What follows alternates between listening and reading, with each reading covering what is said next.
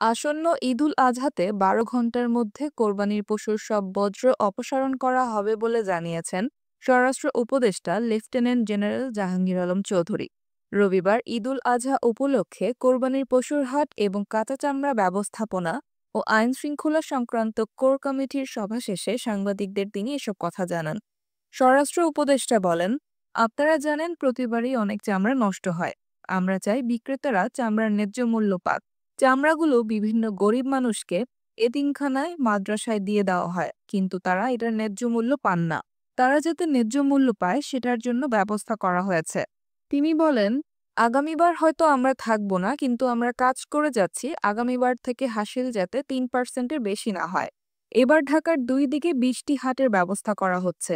এসব হাটে যাতে নিরাপত্তা ব্যবস্থা ঠিকঠাক থাকে সেই ব্যবস্থা করা হচ্ছে। আমরা পশুর হাটে চিকিৎসকের ব্যবস্থা করেছি, কোনো অসুস্থ গরু যেন বিক্রি হতে না পারে।